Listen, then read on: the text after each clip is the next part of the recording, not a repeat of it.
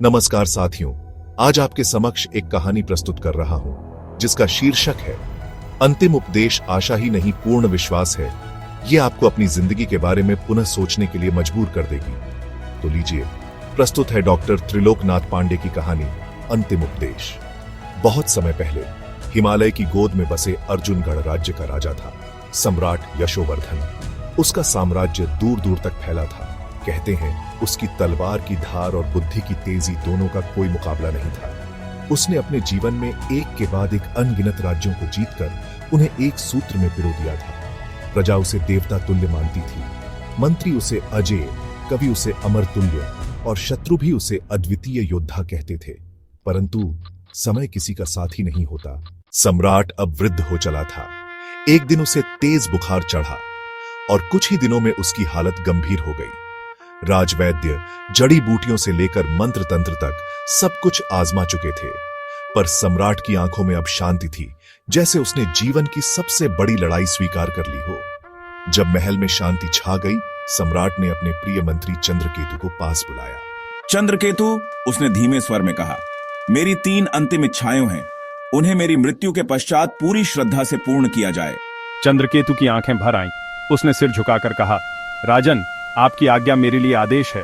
पहली इच्छा, जब मेरा शव अर्थी पर उठे तो मुझे कंधे वे वैद्य देंगे जिन्होंने मेरा उपचार किया है, ताकि मेरी प्रजा यह जान सके कि चाहे ज्ञान कितना भी गहरा हो, मृत्यु उससे गहरी है। चाहे विज्ञान कितना भी प्रबल हो, मृत्यु उससे प्रबल है। दूसरी इच्छा, मेरी अर्थी के मार्ग में वह सारी संपत्ति बिछा दी जाए जो मैंने जीवन भर संजोई।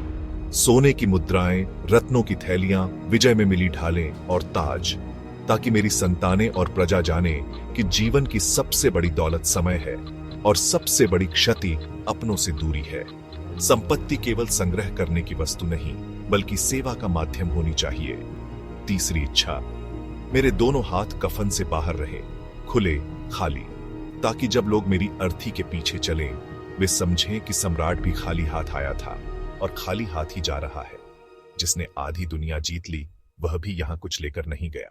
3 दिन बाद जब पूरे राज्य में शोक की घंटियां बजीं, सम्राट यशोवर्धन की अंतिम यात्रा निकली। आगे आगे वे वैद्य थे जिनकी आंखें नम थीं।